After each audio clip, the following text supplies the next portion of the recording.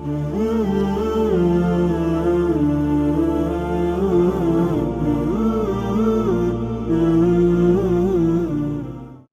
உலகில் அல்லாஹ் மனிதர்களுக்கு அளித்துள்ள மிகப்பெரிய அருள்களில் ஒன்று திருக்குர்ஆன்.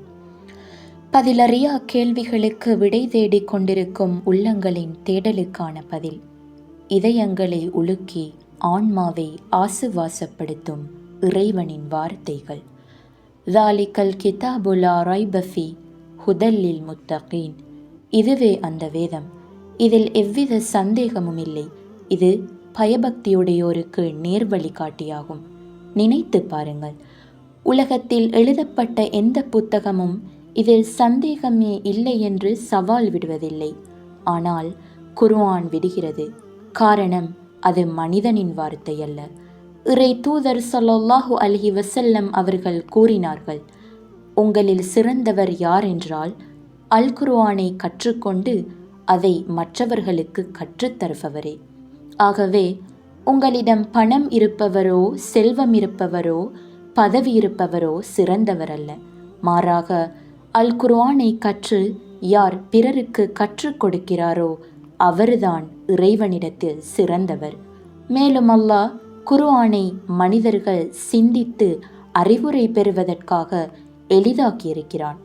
நிச்சயமாக நாம் இக்குர்ஆனை நல்லுபதேசம் பெறுவதற்கு எளிதாக்கியுள்ளோம்.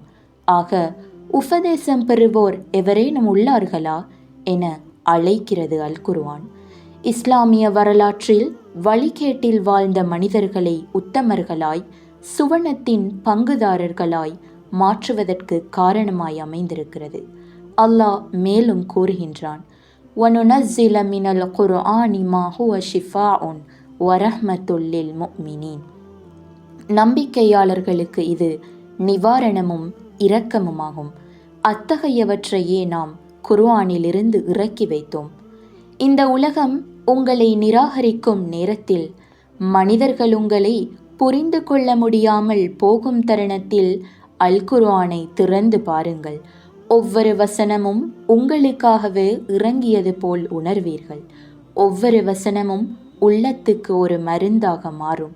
அது மாத்திரமல்ல, தன்னுடைய குடும்பத்தினரும், தன்னுடைய சகோதரர்களும், தன்னுடைய உற்ற நண்பர்களும் தன்னை கண்டு ஓடுகின்ற நேரத்தில் தனக்காக தோள் கொடுக்கும் ஒரு உற்ற தோழனாக நாளை மறுமையில் சிபாரிசு செய்யக்கூடியது இந்த குர்ஆன்.